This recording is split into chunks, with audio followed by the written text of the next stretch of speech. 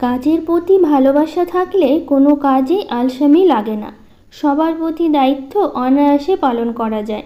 রাধে রাধে বন্ধুরা, কেমন আছো তোমরা সবাই? আশা করি ভীষণ ভালো আছো। আমরাও কিন্তু খুব ভালো আছি। আজকে হচ্ছে বৃহস্পতিবার, তোমাদের সাথে নিয়ে আজকের ব্লগটা শুরু করছি। সাথে থেকেও, আজকের ব্লগটা তোমাদের খুব ভালো লাগবে। সকাল সকাল উঠে বাবানের জন্য এইটা আমি করে দিলাম। এই শেকটা বাবান প্রতিদিন সকালবেলা করে খায়। তো আজকে দুধ দিয়ে করেছি, একটু ফ্রিজে জল দিয়েছি, কারণ এটা ঠান্ডা ঠান্ডা খেতে না বেশ লাগে। তো যাই হোক, বাবানকে দিয়ে তারপরে কাজ শুরু করলাম। ও উঠেছে আমার সাথেই আজকে, উঠে তারপর ব্রাশ করে নিয়েছে, তারপর ওকে আমি এটা করে দিয়েছি। তারপরে এখন আমি বিছানাটা গুছিয়ে নিচ্ছি, নিয়ে পরপর সব কাজগুলো সেরে ফেলবো। তো এইদিকে হচ্ছে আমি বিছানা গোছাচ্ছি, ওইদিকে বাবানের পাপা কিন্তু জামা কাপড় ভিজিয়েছে বেশ অনেকগুলো আজকে। দুটো বেড কভার আছে, সাথে বাবানের স্কুল ড্রেস আছে, বাবানের পাপার আছে, মানে আমারও দু একটা আছে। আমারগুলো আমি নিজেই কাছি, কিন্তু দু একটা জমে ছিল, আমি কেচে দিতে চাইলাম। আমি বলেছিলাম তুমি বেড কভারগুলো কাচো, ছোটোগুলো আমি কাচতে পারবো, কেচে নিতে পারবো। কিন্তু শুনলো না, কথা বলছে না, আমি যখন কাচছি সবই আমি কেচে দেবো। তো আমি বললাম তাহলে আমারগুলো কাচতে হবে না, আমার দু একটা নাইটি ছিল। তো ও শুনলো না, বলছে না আমি যখন কাচছি তো আমিই কেচে দেবো সব কিছু, তোমাকে কাচতে হবে না। তো সব কিছু সার্ফের জলে ভিজিয়ে দিয়েছে, তো আমি একটু সার্ফটা দেখিয়ে দিলাম। আসলে ও বুঝতে পারে না কতটা জামা কাপড়ে কতটা সার্ফ লাগবে। তো আমি সেটা দেখিয়ে দিয়ে ও ভিজিয়ে দিয়েছে। কাচা শুরু করেনি, একটু পরে কাচবে, মানে ভিজিয়ে রেখে দিল কিছুক্ষণ, তারপর শুরু করবে। আর এইদিকে হচ্ছে আমি ঘর বাড়ি গুছিয়ে নিচ্ছি, আর বাসি ঘরটা ওই ঝাড় দিয়ে দিয়েছে। সবটা গোছানো কমপ্লিট, এখন ঘর বাড়ি মুছে নিচ্ছি। আজকে যেহেতু বৃহস্পতিবার, তো মুছে নিই। ও আবার জামা কাপড়গুলো কাচবে, তারপরে হচ্ছে আবার গম ধুয়ে রোদে দেবে গমগুলো, কারণ আমাদের আটা প্রায় শেষ হয়ে এসছে। এর আগে অনেক দিন আগে ধুয়ে রোদে দিয়েছিল। গমগুলো এনে আমাদের ধুয়ে রোদে দিয়ে আমরা ভাঙিয়ে নিয়ে আসি, এতে বেশ ভালো মানে আটাগুলো বেশ ভালো পাওয়া যায়, সেই কারণে তো মিল থেকে ভাঙিয়ে নিয়ে আসে। তো বাবানের বাবা ধুয়ে ছাদে হচ্ছে রোদে দেবে, তারপরে স্নান করবে, পুজো করবে। আজকে সকাল থেকে মানে সারাদিন বলতে পারো ওর ব্যস্ততা আছেই, কারণ ও এমনিতেই তাড়াতাড়ি করে কাজ করতে পারে না, ধীরে সুস্থেই কাজ করে। তো এইদিকে বাবান খাচ্ছে আর হচ্ছে টিভি দেখছে। ওর খাওয়ার সময় মনে হচ্ছে টিভি ছাড়া ও চলতেই পারে না। তো এটা খাওয়া শেষ হলে ওকে পড়তে বসতে হবে। বাবানের বাবা ওইদিকে কাজ করবে ঠিকই, কিন্তু মাঝে মধ্যে ওকে বলে বলে যাবে কী করতে হবে, কী পড়তে হবে, সেভাবেই ওই পড়াশুনো করবে। যেহেতু আজকে ও বসতে পারবে না, এদিকে ওর কাজের চাপটা একটু বেশি আছে আজকে, সে কারণে।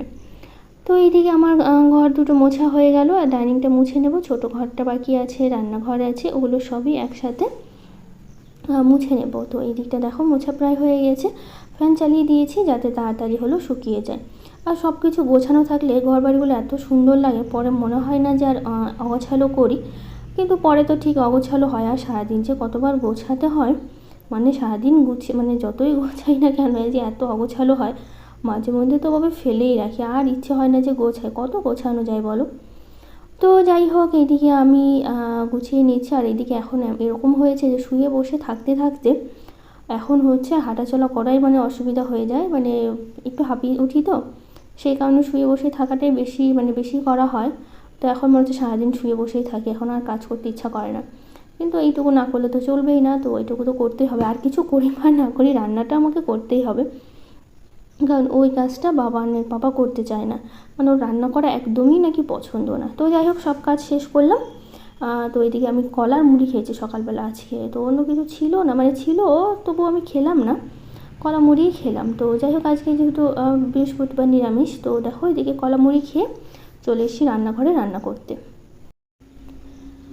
এদিকে চালটা আমি ধুয়ে দিয়েছি, ভাতের জলটা বসিয়ে দিয়েছি। আজকে রান্না করব হচ্ছে কলাইয়ের ডাল রান্না করব। তো নিরামিষ দিন তো শুকনো শুকনো কিছু তরকারি করলে না বাবানের বাবা খেতে পারে না, তো সেই জন্য ঝোল কিছু লাগে। তো ঝোল কি করব, তো কলাইয়ের ডালই করতে হয় বেশিরভাগ আমাকে।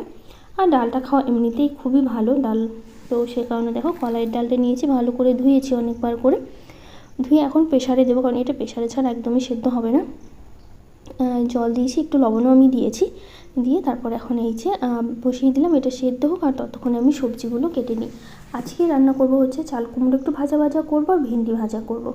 আজকে এগুলো রান্না করবো। আর একটু কচু দেবো হচ্ছে ডালে, এতগুলো কচু এনেছে, কীভাবে রান্না করবো বুঝে উঠতে পারি না, তো ভাবছি ডালেই দিয়ে দিই। আর এমনি বরাবরই কচু খেতে আমার ভীষণ ভালো লাগে। তো এইদিকে দেখো আমি পাতলা পাতলা করে কেটে নিয়েছি, অর্ধেকটা রান্না করবো, অর্ধেকটা আমি রেখে দিয়েছি, কারণ কুমড়োটা না অনেকটাই বড় ছিল, এতটা বড় মানে এতটা লাগবে না, তো সেই কারণে হচ্ছে অর্ধেকটা আমি রেখে দিয়েছি, অন্যদিন কিছু একটা করা যাবে। তো সেই কারণে অর্ধেকটাই করছি। তো এইদিকে পাতলা পাতলা করে একবারে কেটে নিচ্ছি। আর ডালটাও মানে কলাইয়ের ডালটা সেদ্ধ হতেও প্রেশারেও সময় লাগে, তো ওইদিকে সেদ্ধ হতে হতে আমার এদিকে কাটাকাটি প্রায় হয়েই যাবে, তাড়াতাড়ি করেই কেটে নিচ্ছি আমি। তো কিছুটা উঠিয়ে নিই, জায়গায় হচ্ছিল না। ভেন্ডিগুলো আমি ধুয়ে নিয়েছি, আর আমি কিন্তু এটা হচ্ছে চাল কুমড়োটা কিন্তু ছিলে ধুয়ে তারপর কাটা শুরু করেছি। এর মধ্যে একটু লবণ মাখিয়ে রাখবো, তাহলে কিন্তু প্রচুর জল বেরোবে, তাহলে ভাজার সময় অসুবিধা হবে না, নাহলে এত জল ওঠে, ওটা শুকাতেও অনেকটা সময় লাগে। লবণ মাখিয়ে কিছুক্ষণ রেখে নিয়ে মানে একাই জল বেরিয়ে যায়, তারপর হাতে একটু চিপে নিলে একদম পুরো জলটাই বেরিয়ে যাবে। তো দেখো কচুটা আমি কেটে নিচ্ছি পাতলা পাতলা করে, এটা আমি দেবো হচ্ছে ডালে।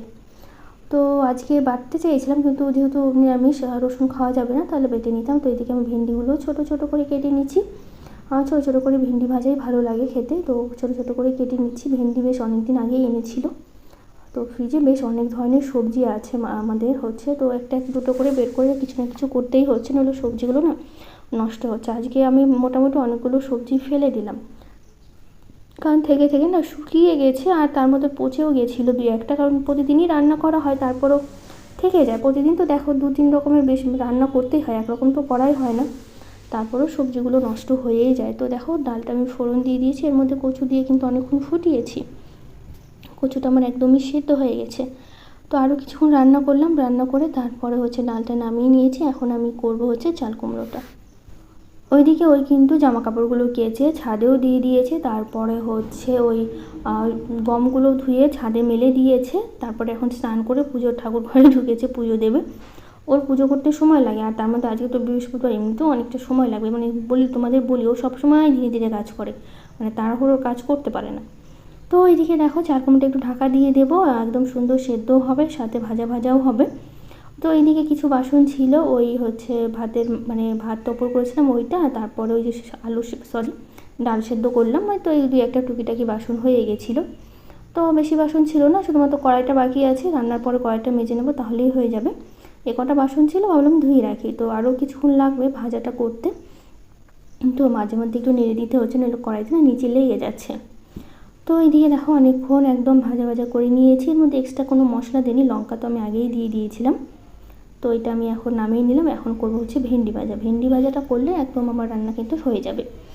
তো ওদের সবাই মিলে খেয়ে দেবো। বাবান তো এখন খায়নি, সে অনেকটা দেরিতে বাবান খেয়েছিল, সকালবেলা ওই শেকটা খেয়ে নাকি ও খিদেই পায় না বেশি, তো অনেকটা দেরি করে খায়। তো ভেন্ডিগুলো বেশ সময় নিয়ে অনেকক্ষণ ভেজেছি, ঢাকা দিয়ে রেখে দিয়েছিলাম, তো ধীরে সুস্থে ভেজে নিয়েছি।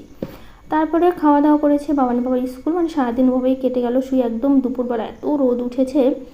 তো এইদিকে আমি জামা কাপড় তুলছি, ওইদিকে বাবানের পাপা ফোন করছে, ওদের স্কুলের ওখানে নাকি বৃষ্টি হচ্ছে, এখানে কীরকম অবস্থা। আবার যেখানে তো খুবই রৌদ্র, বৃষ্টি নেয়, তো বলছে জামা কাপড়গুলো তুলে না, বলা তো যায় না, এদিকে বৃষ্টি হচ্ছে যদি ওইদিকেও বৃষ্টি হয়। তো আমি চলে আসলাম আবার ছাদে, একদম রোদ, বৃষ্টি আমাদের এখানে হয়নি, ওদের স্কুলের ওখানে বৃষ্টি হয়েছে। তো যেহেতু খুব একটা দূরত্ব নেই স্কুলের, তো ভাবলাম যদি হতেও পারে। তো দেখো এই সেই রোদের মধ্যে ছাদে জামা কাপড়গুলো তুলেছি। বাবান আজকে বাড়িতেই আছে, যেহেতু বৃহস্পতিবারও বাড়িতেই থাকে। আর এই যে গমগুলো রোদে দিয়েছিল, তো গমগুলো আর একটু এদিকে টেনে দিচ্ছে, কারণ আস্তে আস্তে না এদিকটা ছায়া পড়ে যাবে। তো এদিকে একটু টেনে দিলাম, এত ভারী ছিল আর এত রোদ্র না, একদম সহ্য করতে পারছিলাম না। জামা কাপড়গুলো শীতে রেখেছি, সে বাবান জামা কাপড়গুলো নিয়ে ঘরে রেখেছে, গোছাতেও পারিনি। মানে এই ছাদে উঠেছি, নেমেছি, আর হচ্ছে এই গমগুলো টানাটানি জামা কাপড়গুলো গোছাতে এত হাঁপিয়ে উঠিয়েছিলাম। তো বাবান বলছে, তোমাকে না পাপা বলেছে ছাদে উঠতে বারণ করেছে, তারপরেও তুমি ছাদে উঠেছো, এরকম আমাকে বলছে। কারণ আমি ছাদে উঠতে চাইলে সবসময় বাবানের বাবা মানা করে, আর ও সেটাই আমাকে বলছে। তো নিজেই সব জামা কাপড়গুলো নিয়ে গেছে নিচে। তো যাই হোক, এটা আমি দিয়ে দিয়েছি, অবশ্য বৃষ্টি হয়নি। তো স্কুল থেকে আসার পথে বাবানের বাবা কিছু ফল নিয়ে এসছে, বেদানা এনেছে আর মৌসুমি এনেছে। তো আমি একটা বেদানা নিয়েছি, ওটা আমি মানে খাওয়ার জন্য। আর এখানে আছে কিছু মৌসুমি আছে, মৌসুমি, হ্যাঁ মৌসুমি তো বলে, আর এই যে কয়েকটা বেদানা। তো যাই হোক, আজকের ব্লগটা কেমন লাগলো জানিও। আজকের মতো টাটা, দেখা হবে নতুন একটা ব্লগে।